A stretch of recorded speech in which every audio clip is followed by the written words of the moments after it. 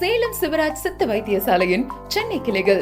For appointment, call T Nagar branch 9940533500, Nungambakkam branch 9788827500. என்னப்பா தம்பி என்ன பண்ணிட்டு இருக்க? அண்ணே இப்போ வந்தேன், தளபதி படம்லாம் ரிலீஸ் ஆயிருக்கு, ஒரே கொண்டாட்டமா இருக்கு, ஊரே ஜெகஜோதியா மின்னிட்டு இருக்கு. ஆமா, அப்படியே பல பேர் பல பக்கம் கொண்டாடிட்டு இருக்காங்க. அமைச்சர்கள்லாம் அழுதுகிட்டே கொண்டாடிட்டு இருக்காங்கல்ல.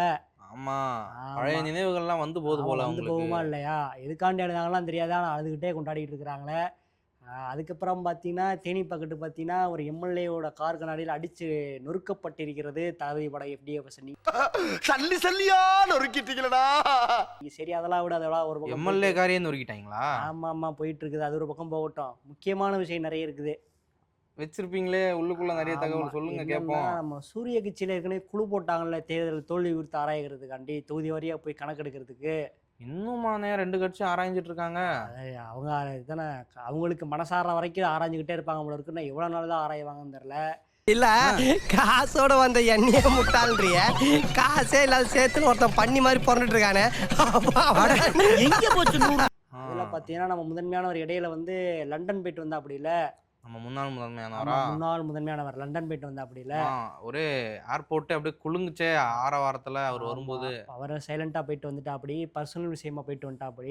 அதுக்கப்புறம் பாத்தீங்கன்னா வந்ததுக்கு அப்புறம் முக்கியமான விஷயங்கள்லாம் பிளான் பண்ணிக்கலாம். அந்த குழுவோட அறிக்கையெல்லாம் வந்துருச்சு, அதை வச்சுட்டு டீட்டெயில்டாக நம்ம என்னன்னு பார்த்துட்டு யா என்ன பண்ணுறதுன்னு பிளான் பண்ணலாம்னு சொல்லிட்டு ஒரு முடிவில் இருந்தாராம். அதன்படி ஒரு முக்கியமான தகவல் வந்திருக்கு. என்னன்னா, கட்சியில் வந்து எப்பயுமே வேலை செய்யாதவங்கன்னு ஒரு குரூப் இருப்பாங்கல்ல, பருப்பு மட்டும் வாங்கிட்டு. ஆமாம், அந்த குரூப்பு. அப்புறம் பார்த்தீங்கன்னா எலெக்ஷன் டயத்தில் மட்டும் வேலை செய்யாமல் காணாமல் போன குரூப்பு. அப்புறம் பார்த்தீங்கன்னா கட்சி பேரை சொல்லிக்கிட்டு கட்சியில் இருக்கேன், பேருக்கு இருக்கேன்னு சொல்லிக்கிட்டு அப்படியே சுற்றிக்கிட்டே இருப்பாங்கல்ல, அந்த குரூப்பு. அப்புறம் பார்த்தீங்கன்னா வயது மூப்பின் காரணமாக வேலை செய்ய முடியாமல் இருப்பாங்கல்ல. ஆமாம், அவங்களெல்லாம் பார்த்தீங்கன்னா கட்சியில் விட்டு ஓய்வு கொடுத்துடலாம், அவங்களுக்கு பர்மனெண்ட்டாகவே ஓய்வு கொடுத்துடலாம் மாதிரி முடிவு கொண்டாரா முதன்மையானவர். ஓஹோ, ஆமாம், இந்த முடிவு கொடுத்துட்டு அதில் குறிப்பாக பார்த்தீங்கன்னா நிறைய மாவட்ட செயலாளர்கள் மாசைகள்ல இருக்கிறாங்க போல இருக்குது.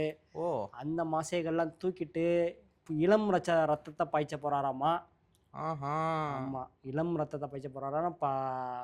இளைஞரணி கூட ஒரு ஆலோசனை போயிட்டு இருக்குதான், எங்கெங்க எந்தெந்த மாவட்டத்துக்கு வந்து இளைஞர்களை போட்டால் சரியாக இருக்கும். அதுவும் குறிப்பாக பார்த்தீங்கன்னா நம்ம தளபதி கட்சி ஸ்ட்ராங்காக இருக்கிற ஏரியாக்கள்லாம் இருக்குல்ல, அங்கெல்லாம் இளைஞர்களை போட்டு நிறைய வேலை பார்க்கணும் அப்படிங்கிற மாதிரி அங்கே இளைஞர்களை மாசைகளாக போடுறதுக்காண்டியும் பிளான் பண்ணிட்டு இருக்காராம். ஆமாம், அப்டேட்டு இந்த மாதிரி அடுத்தடுத்த அப்டேட்லாம் என்ன வருதுங்கிறத, சூரிய கட்சியிலேருந்து என்ன வரப்போகுதுங்கிறத வெயிட் பண்ணி தான் பார்க்கணும். ரெண்டாவது ஒரு முக்கியமான விஷயம் அது என்னன்னா, இப்போ நம்ம தளபதி கட்சியில் இப்போ சமீபத்தில் கூட்டணிக்கு போச்சுல ஒரு நம்ம இந்த கட்சி பம்பர கட்சி. ஆமாம், அதில் ஒரு முக்கியமானவர் வந்து தளபதி கட்சியில் மேலே இருக்கிற ஒருத்தட்டே புலம்பியிருக்காராம்ப்பா. என்னென்ன சொல்கிறீங்க? ஆமாம், என்னென்னா சீட்டு விஷயம் அந்த விஷயம் எந்த விஷயம்லாம் கிடையாது, அவர் மனஸ்தாபத்தில் அப்படியே குமுறி கொட்டிட்டு அப்படியா. ஆமாம், என்னென்னா ஏற்கனவே பம்பர கட்சி ஆரம்பித்த புதுசில் நம்ம பம்பர கட்சியோட தலைவர் இருக்கார்ல, அவருக்கு தோளோடு தோல் நின்ற ஒருத்தர் இருக்காரு, நம்ம கன்னியாகுமரிக்கு இன்னொரு பேர் இருக்கு, அதை வந்து அடைமொழியாக கொண்டவர். நல்ல பேச்சாளர், யாரும் தெரியும்னு நினைக்கிறேன். விளாசுவாரே மேடையில் ஏறி அப்படியே விளாசுருவா அப்படி. ஆமாம், நல்லா கேஷுவலாக பேசுவா அப்படி, எல்லாத்தையும் மேடையில் ஏறினா அப்படியே பார்க்காமே அப்படியே கொட்டி தீத்துருவா அப்படி இல்லை, ஆஞ்சல் நாட்டுக்காரர். ஆமாம், அவர் வந்து முன்னாடி இல்லை, பம்பர கட்சியிலேருந்து வெளியில் வந்ததுலேருந்தே நம்ம தலைவரையும் அவருடைய அது கீழே இருக்கிற நம்ம எம்பியானவர் இருக்கார்ல, திருச்சி MP. ஆமாம், அவரையும் பார்த்தீங்கன்னா ஒரு மாதிரி வந்து விமர்சிச்சுக்கிட்டு கடும் குற்றச்சாட்டை முன் வச்சுக்கிட்டே இருந்திருக்காரு போல இருக்குது இப்போவுமா.